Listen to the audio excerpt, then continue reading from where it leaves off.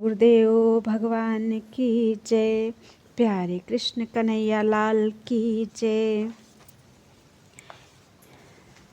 ईशावास्योपनिषद। ओम तत्सत् ब्रह्मणे नमः।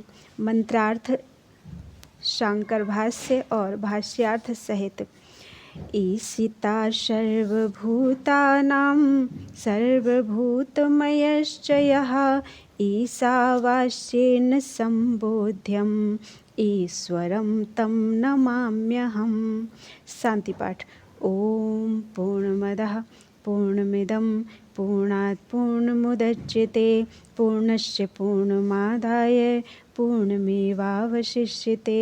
ओम शांति शांति शांति। ओम वह परब्रह्म पूर्ण है और यह कार्य ब्रह्म भी पूर्ण है, क्योंकि पूर्ण से पूर्ण की ही उत्पत्ति होती है तथा प्रलय काल में पूर्ण अर्थात कार्य ब्रह्म का पूर्णत्व लेकर अपने में लीन करके पूर्ण अर्थात परब्रह्म ही बचा रहता है। त्रिविध ताप की शांति हो।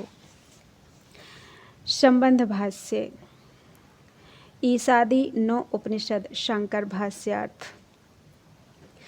ईशावास्यम आदि मंत्रों का कर्म में विनियोग नहीं है, क्योंकि वे आत्मा के यथार्थ स्वरूप का प्रतिपादन करने वाले हैं, जो कि कर्म का शेष नहीं है। आत्मा का यथार्थ स्वरूप शुद्धत्व, निष्पापत्व, एकत्व, नित्यत्व, अशरीरत्व और सर्वगतत्व आदि है, जो आगे कहा जाने वाला है। इसका कर्म से विरोध है, अतः इन मंत्रों का कर्म में विनियोग न होना ठीक ही है। आत्मा का ऐसे लक्षणों वाला यथार्थ स्वरूप उत्पाद्य अर्थात उत्पन्न किया जाने योग्य जैसे पुरोडास आदि, विकार्य अर्थात विकार योग्य जैसे सोम आदि, आप्य अर्थात बलवान करने अथवा प्राप्त करने योग्य जैसे मंत्रादि, और संस्कार्य अर्थात संस्कार योग्य जैसे ब्रीहि आदि कर्म के शेषभूत पदार्थों में इन धर्मों का रहना आवश्यक है। आत्मा में ऐसा कोई धर्म नहीं है, इसलिए वह कर्म शेष नहीं हो सकता अथवा कर्ता भोक्ता रूप नहीं है, जिससे कि वह कर्म का शेष हो सके।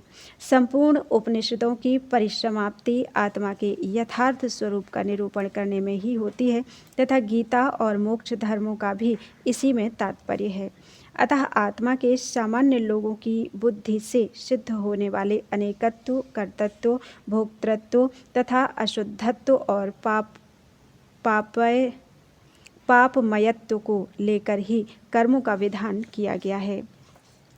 कर्माधिकार के ज्ञाताओं का भी यही कथन है, कि जो पुरुष ब्रह्म तेज आदि दृष्ट और स्वर्ग आदि अदृष्ट कर्म फलों का इच्छुक है और मैं द्विजाति हूँ तथा कर्म के अनधिकार सूचक कानेपन, कुबड़ेपन आदि धर्मों से युक्त नहीं हूँ, ऐसा अपने को मानता है, वही कर्म का अधिकारी है।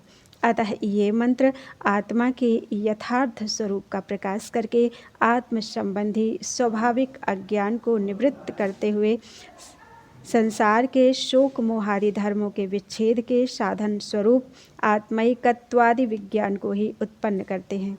इस प्रकार जिनके मुमुक्षु रूप अधिकारी आत्मैक्य रूप विषय प्रतिपाद्य प्रतिपादक रूप संबंध और अज्ञान निवृत्ति तथा परमानंद प्राप्ति रूप प्रयोजन का ऊपर उल्लेख हो चुका है, उन मंत्रों की अब हम संक्षेप से व्याख्या करेंगे।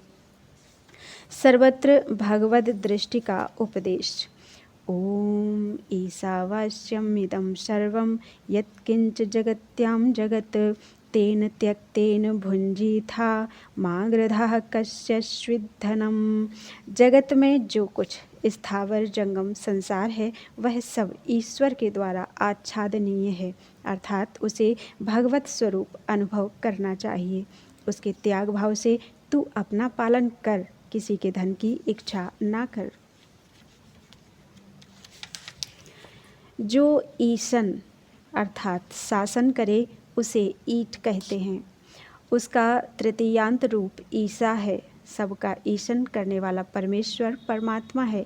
वही सब जीवों का आत्मा होकर अंतर्यामी रूप से सबका ईशन करता है। उस अपने स्वरूपभूत आत्मा ईश से सवास्य आच्छादन करने योग्य है क्या, अर्थात आच्छादन करने योग्य है।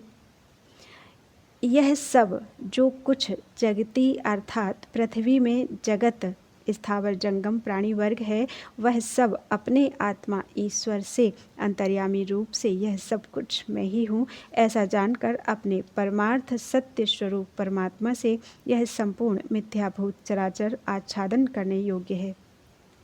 जिस प्रकार चंदन और अगरु आदि की जल आदि के संबंध से गीलेपन आदि के कारण उत्पन्न हुई औपाधिक दुर्गंधि उन चंदन आदि के स्वरूप को घिसने से उनके पारमार्थिक गंध से आच्छादित हो जाती है, उसी प्रकार अपनी आत्मा में आरोपित स्वाभाविक कर्तृत्व भोक्तृत्व आदि लक्षणों वाला द्वैत रूप जगत जगती में यानी पृथ्वी में जगत्याम यह शब्द स्थावर जंगम सभी का उपलक्षण कराने वाला होने से इस परमार्थ सत्य स्वरूप आत्मा की भावना से नाम रूप और कर्ममय सारा ही विकार जात परित्यक्त हो जाता है।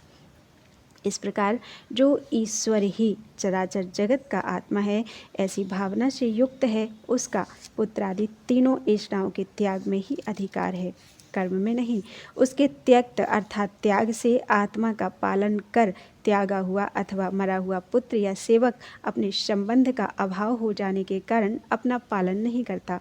अतः त्याग से यही इस श्रुति का अर्थ है, भोग यानी पालन कर। इस प्रकार ऐष्णाओं से रहित होकर तू गर्ध अर्थात धन विषयक आकांक्षा न कर, किसी के धन की अर्थात अपने या पराये किसी के भी धन की इच्छा न कर। यहाँ श्वेत अर्थ यह अर्थ रहित निपात है, अथवा आकांक्षा न कर, क्योंकि धन भला किसका है। इस प्रकार इसका आक्षेप सूचक अर्थ भी हो सकता है, अर्थात धन किसी का भी नहीं है जो उसकी इच्छा की जाए, यह सब आत्मा ही है। इस प्रकार ईश्वर भावना से यह सभी परित्यक्त हो जाता है। अतः यह सब आत्मा से उत्पन्न हुआ है तथा सब कुछ आत्मरूप ही होने के कारण मिथ्या पदार्थ विषयक आकांक्षा न कर, ऐसा इसका तात्पर्य है।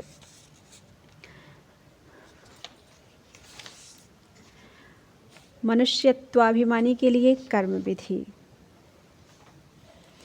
इस प्रकार उपर्युक्त श्रुति का यही तात्पर्य है कि आत्मवेत्ता को पुत्रादि ऐष्णात्रय का त्याग करते हुए ज्ञाननिष्ठ रहकर ही अपनी आत्मा की रक्षा करनी चाहिए। अब जो आत्मतत्व का ग्रहण करने में असमर्थ दूसरा अनात्मज्ञ पुरुष है, उसके लिए यह दूसरा मंत्र उपदेश करता है। बोलो वृंदावन बिहारी लाल की जय। आज सिर्फ एक श्लोक पढ़ा है, आगे कल देखते हैं।